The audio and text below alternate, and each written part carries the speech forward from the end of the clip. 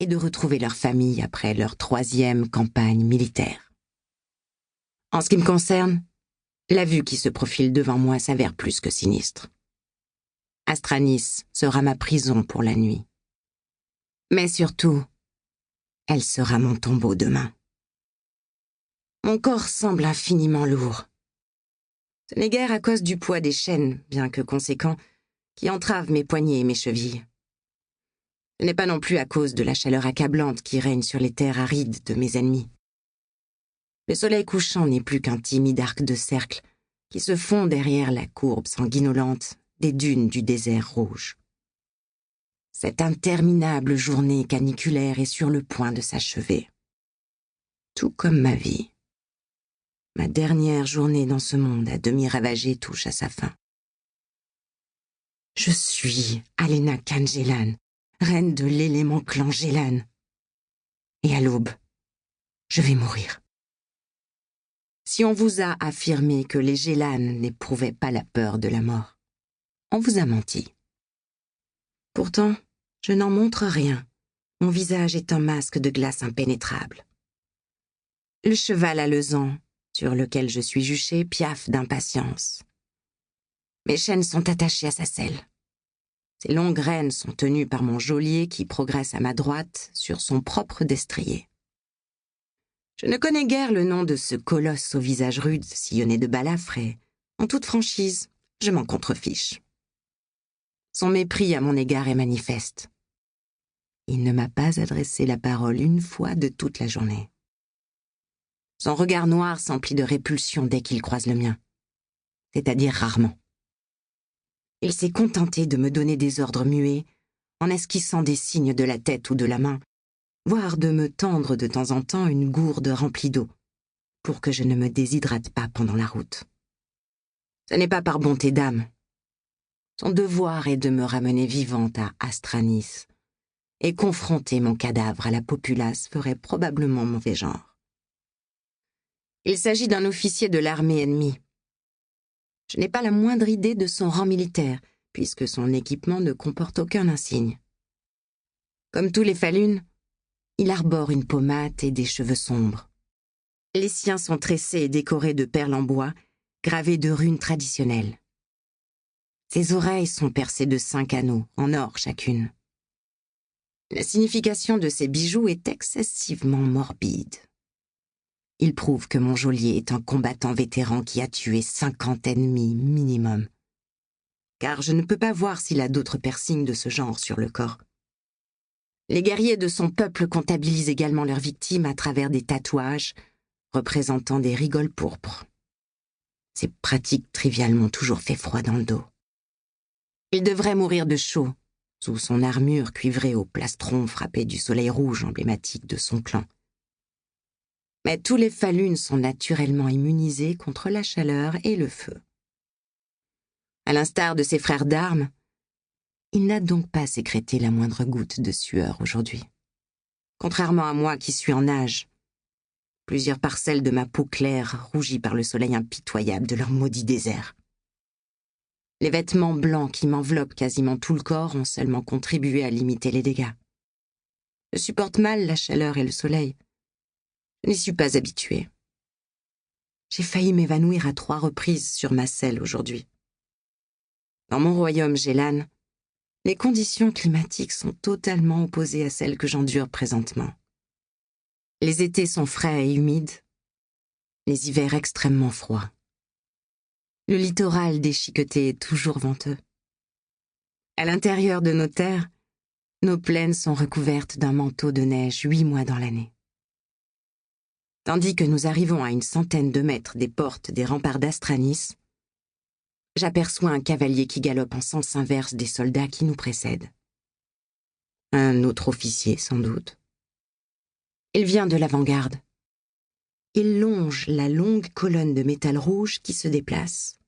Il dédie un signe d'invite à mon geôlier qui entraîne mon cheval dans sa direction sans l'ombre d'une hésitation. Mon cœur fait une embardée en même temps que ma monture qui s'élance au galop pour suivre le rythme du cavalier chargé de me surveiller. Nous nous détachons du corps de l'armée et remontons rapidement la procession militaire sous le regard intrigué des fantassins Falun qui continuent à avancer au pas vers leur cité. De plus en plus nerveuse, je me répète en boucle, comme pour m'en convaincre. Je suis Alena Kangelan, reine de l'élément clan Gélan. Puis, je le distingue, lui, mon pire ennemi, mon bourreau, mon futur époux et mon futur assassin. Perché sur son imposant cheval de guerre carapassonné, dont la robe rousse rappelle la couleur du feu, le roi de l'élément clan Falun, j'ai nommé le tristement célèbre Sylvan Renfalun, s'apprête à franchir les énormes portes ornées de lapis-lazuli de sa cité, à la tête de son armée de 3000 soldats. Il va présenter à son peuple sa prise de guerre et, accessoirement, sa fiancée. Moi. En vérité, je ne sais même pas à quoi il ressemble car, jusqu'à présent, je l'ai toujours vu avec son terrifiant aume, en forme de tête de dragon, enfoncé sur le crâne. Il a beau être assis sur sa selle et engoncé dans son armure noire et or, on devine son impressionnante carrure. Il paraît presque aussi grand et musclé que mon geôlier. Il ne m'a pas adressé un mot, lui non plus, même lorsque ces rustaux d'hommes m'ont capturé, dans la salle du trône du palais d'Océanar, sous ses yeux dissimulés derrière les fentes de son aume. Sa cape en soie rouge vif repose sur la croupe de sa monture comme un étendard sanglant visible de loin. Le pommeau en or ouvragé de son épée de maître dépasse de son baudrier. Je hais viscéralement l'homme, ou le démon sans âme et sans cœur, qui se cache derrière le métal réverbérant les ultimes rayons d'un soleil à l'agonie. Et il me terrorise tout aussi viscéralement. Mon geôlier ralentit à quelques mètres de son roi, obligeant mon destrier à faire de même, puis incline la tête vers lui en guise de salut. Je m'étonne vaguement de constater que Sylvan lui rend son geste respectueux, avant d'orienter son aume doré, imitant une gueule écailleuse de dragon, surmontée d'une paire de cornes en ivoire dans ma direction. Abrité derrière son casque, il me fixe en silence. Les sourcils froncés, je garde mon regard braqué sur les 2 fentes derrière lesquelles les yeux du despote assassin me scrutent, en m'efforçant de ne pas dévoiler la frayeur qu'il m'inspire. « Daïgan !» déclare une voix profonde quelque peu déformée par le aume. « Ouais, Majesté !» s'enquiert mon garde. « Tu sais ce que tu as à faire. » Daïgan acquiesce en se renfrognant. « Déesse de l'océan, je n'aime pas cela du tout. » Mon geôlier tire sèchement sur mes rênes, forçant mon cheval à se rapprocher du sien. Je me tends comme un arc sans pouvoir contrôler les tremblements qui agitent mes jambes. Daïgan se penche en extirpant une clé de la poche de son pantalon et retire mes chaînes aux chevilles, puis aux poignets. S'il était seul, en théorie, je pourrais tenter une évasion. Mais il ne l'est pas. Je suis cerné par des milliers de soldats. La fuite n'est clairement pas une option envisageable dans ma situation délicate. Je frotte mes poignets endoloris, écorchés par les fers, sitôt qu'ils m'en libèrent. Enfin, libérer est un bien grand mot. En effet, j'arbore toujours l'épais collier en or ensorcelé, ayant pour propriété de neutraliser ma ô combien dangereuse magie élémentaire. Un artefact ancien, légendaire et unique en son genre, créé par un cercle de magiciens un siècle auparavant, perdu, oublié, mais soi-disant miraculeusement retrouvé par Sylvan lors d'une chasse au trésor, dans un temple en ruine parsemé de pièges mortels.